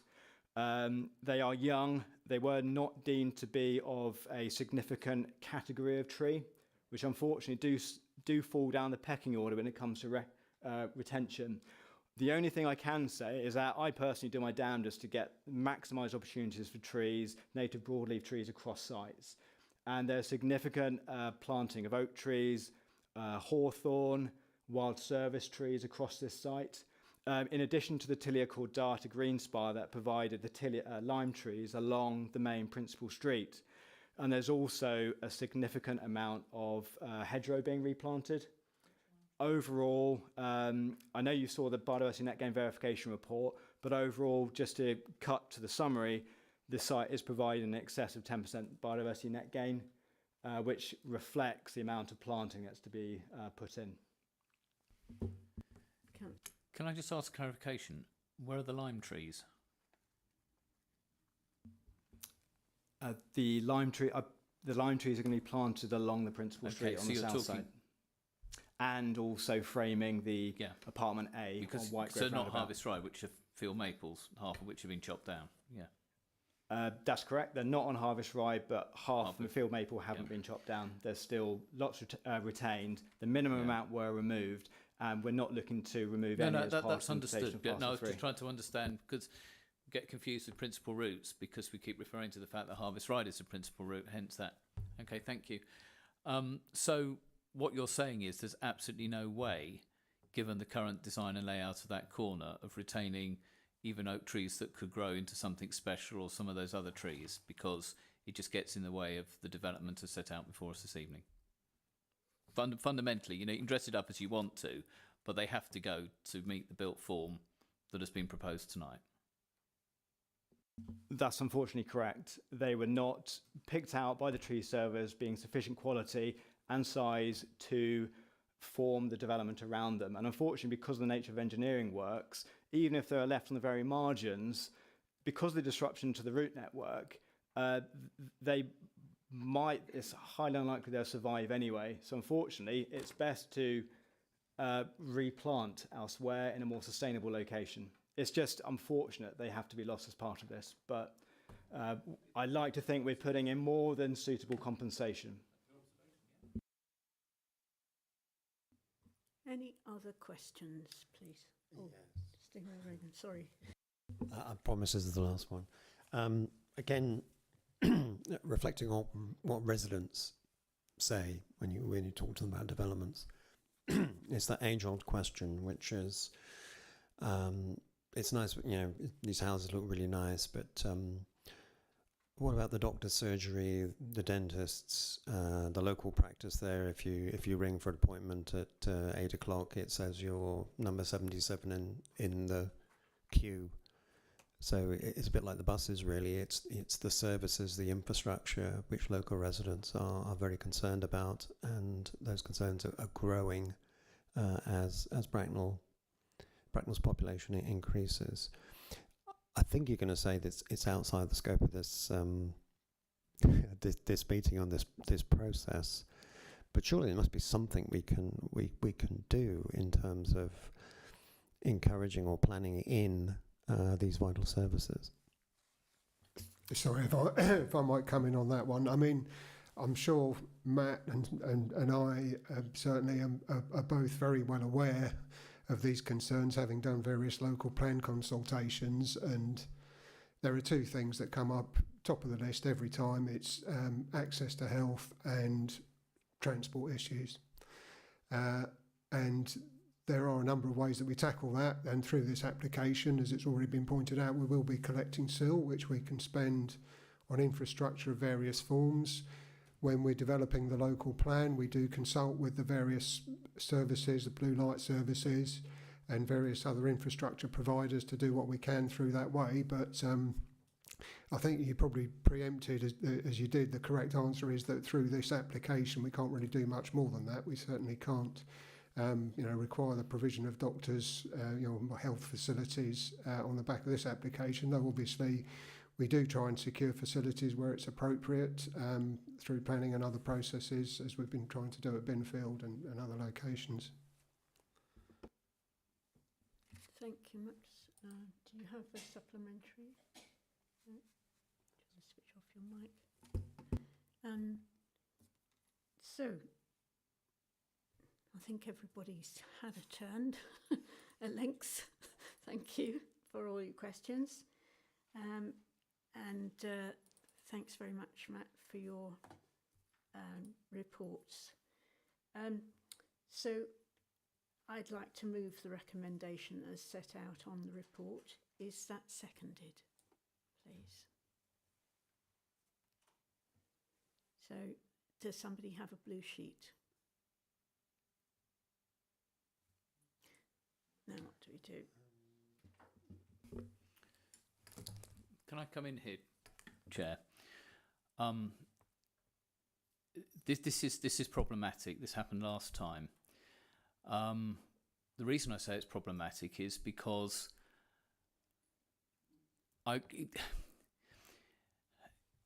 there are the dilemma I suspect that many have is that most of this is absolutely fantastic, but there are issues and concerns which were raised on Saturday, which clearly, in the fact this recommendation has not been seconded, are of significant concern to members.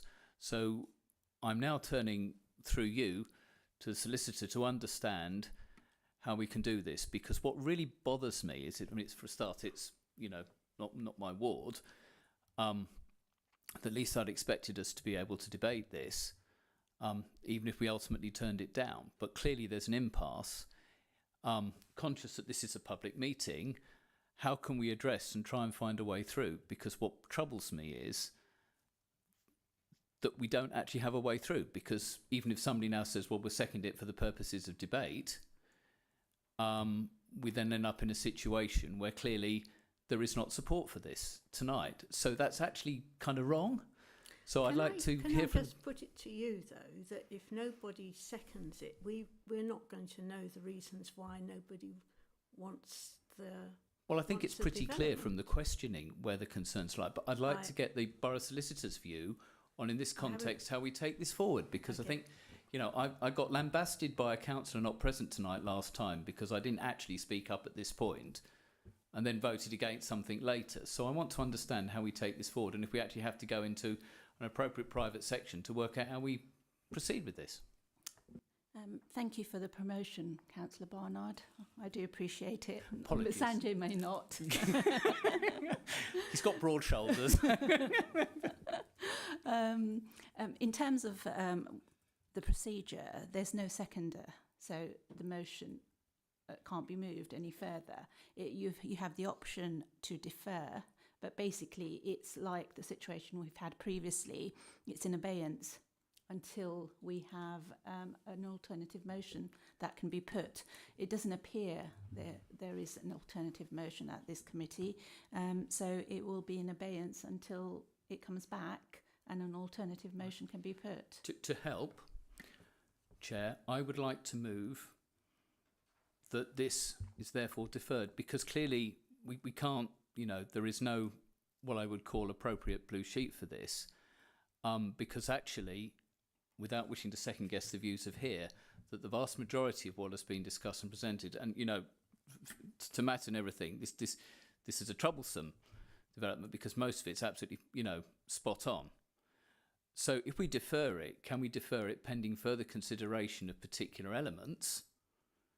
How would we navigate that process? Because we have to be really clear why we are deferring this, at this point, don't we? You know, it's not good enough to say, well, we defer it pending general things. How do we articulate then, Chair, why we are concerned with this and what we need to do? Please. I'd just like to make a couple of points, and Indy may want to come in as well. But firstly, I would make the point that I have been here in the past when a particular member, I think it was Councillor Birch, seconded a motion and then voted against it and made it very clear that he'd only seconded the motion in order to be able to conduct the debate. So I would certainly say to members in future, don't feel restrained or prohibited from seconding a motion to approve something you disagree with, or vice versa, you know, approve something that you wish to then refuse in order to move to the debate. It does not mean that you have to vote with the motion. All it means is that you get to the debate stage and you can then move to the vote on it. That was one point. The other point is, I would say if you are looking to defer, you need to have a reason to defer, and that reason is normally to secure further information rather than to seek changes.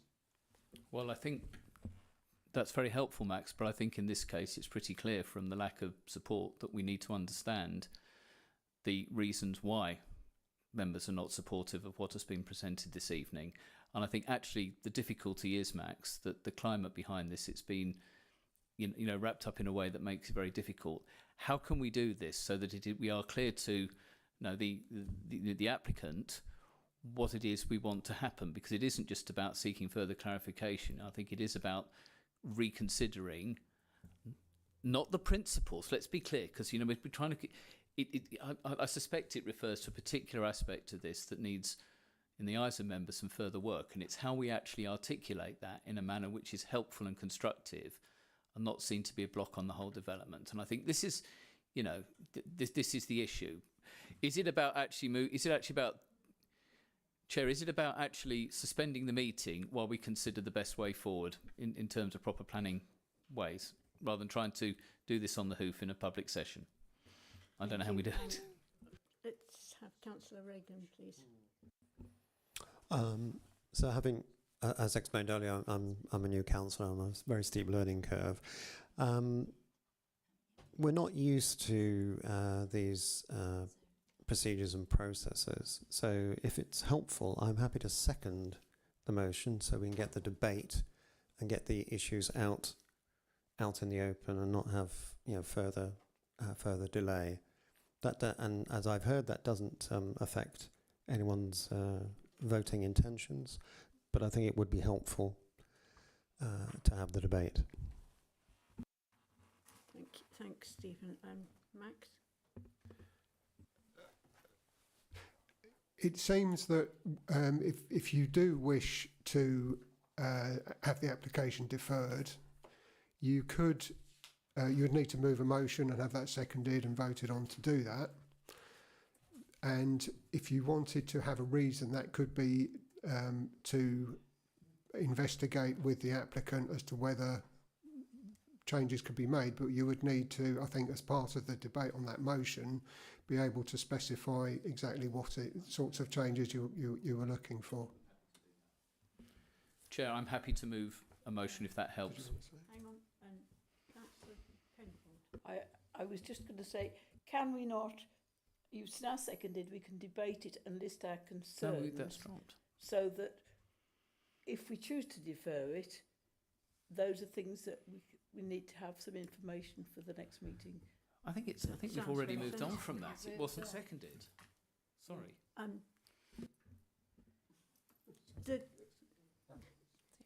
Solicitor, Yeah, thank you. the motion's been put. It hasn't been seconded, so it falls.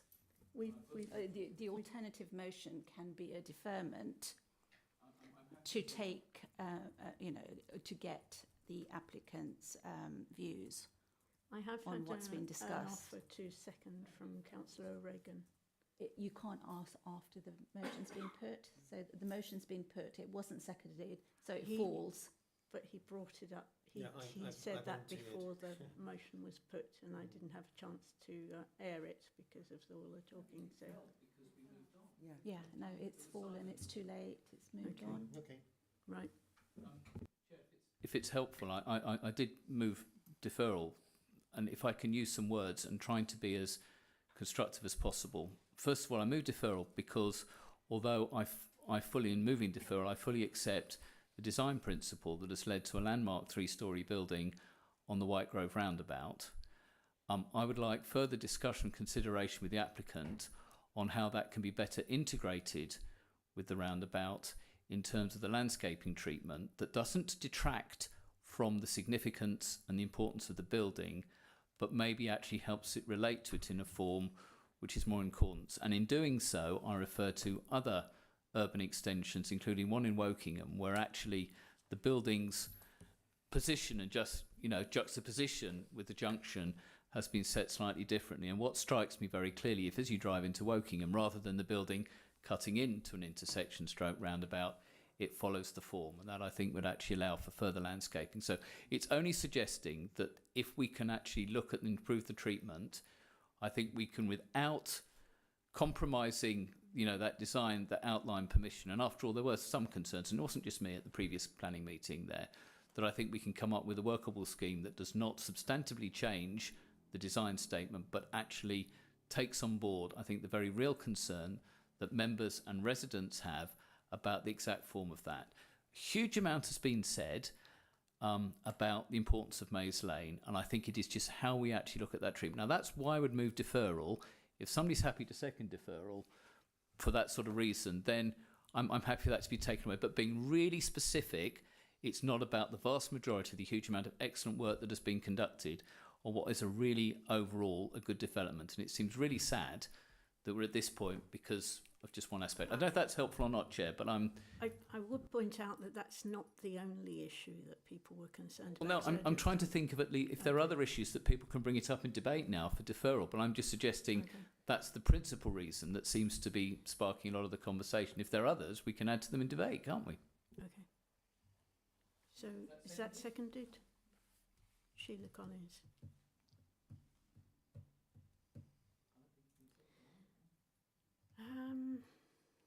Questions?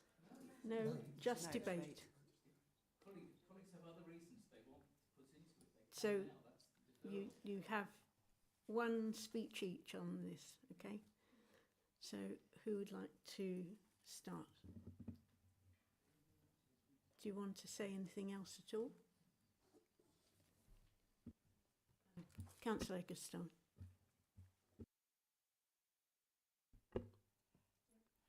I'd also like to add my concerns about some of the lighting due to the vicinity being so close to the brickworks and the amount of bats that are at the brickworks.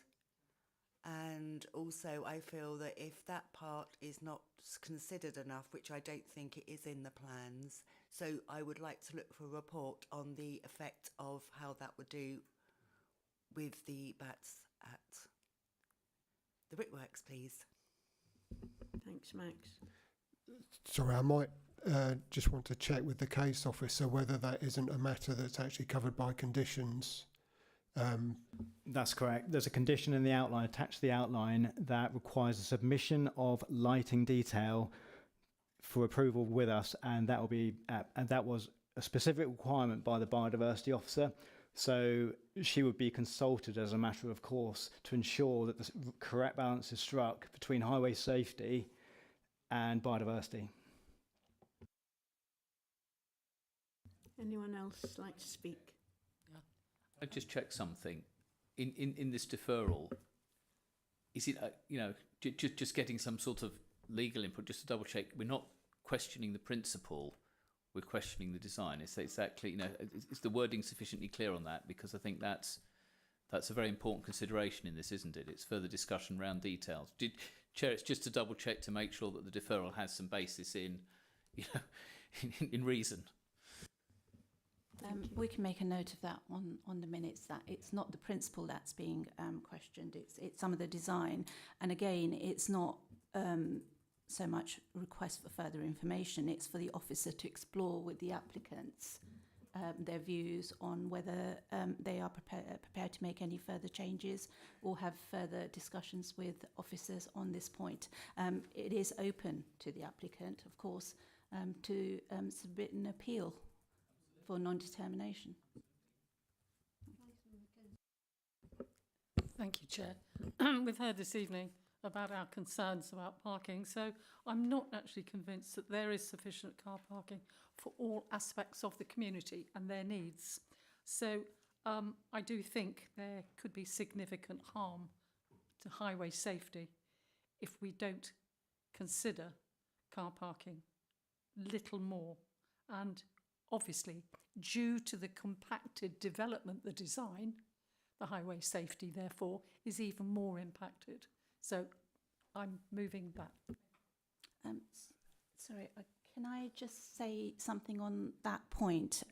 If you are raising technical reasons which you feel this reserved matters application should be refused for, we need to have expert evidence to back that up. We have had a number of decisions where we've had costs awarded against us because we have not been able to back up technical Excuse me, objections. members, please will you listen to the solicitor she's making? So I heard highway safety reasons. You need to point to some technical evidence that form some sort of basis on. Otherwise, we are looking at appeal situations where the council will have cost awards awarded against them.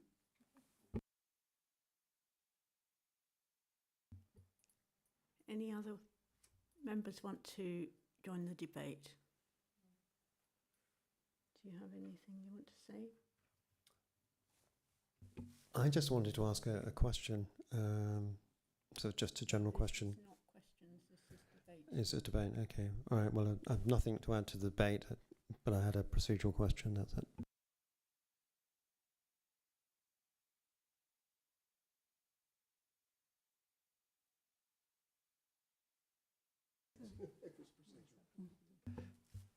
So is it okay if I ask a question?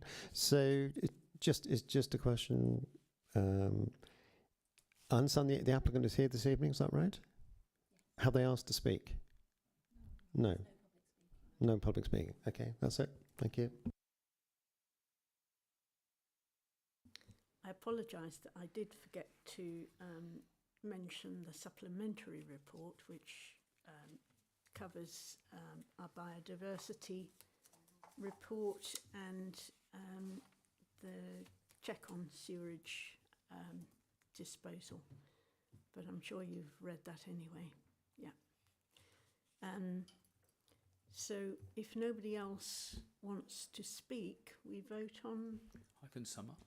Sorry, great. If you're going to sum up, Councillor, could you let me have a list of those reasons or what you're seeking officers to go back with? Because I'm not quite clear.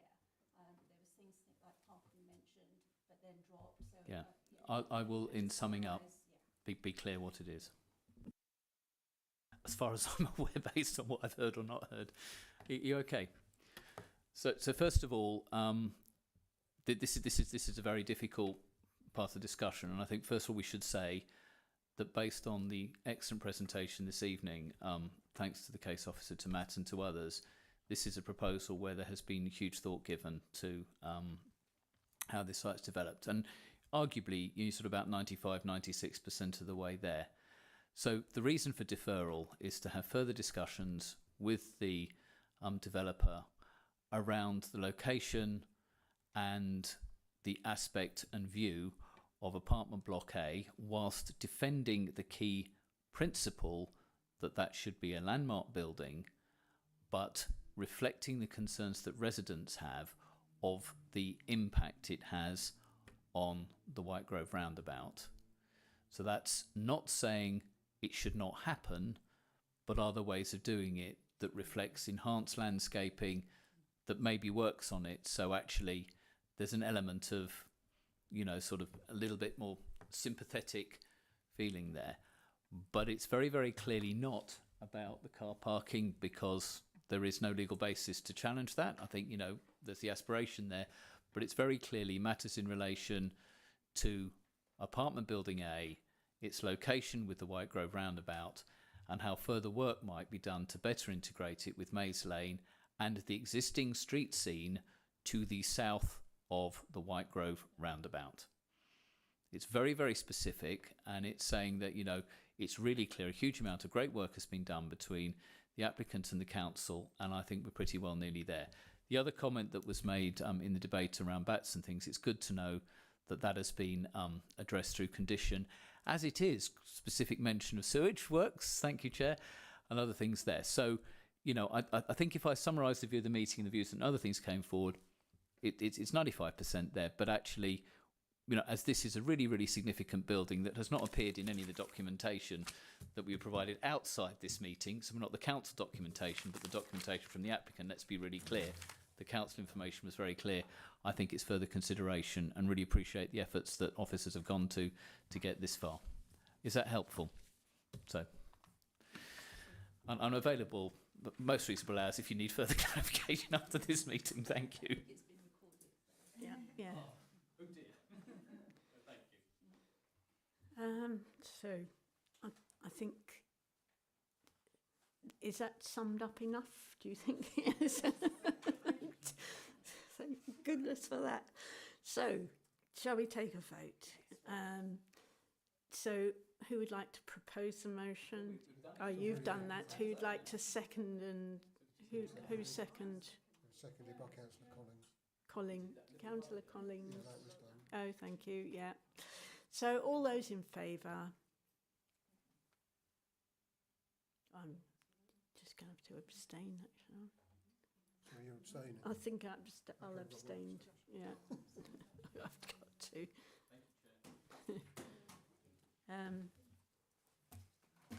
So I think that's the end of the meeting. Thank you very much for all your comments and questions. Thank you especially to Matt Lunn, case officer. What a huge, huge case to present to this lot. But thank you. Let me Scott's do it again, oh dear. But thank you.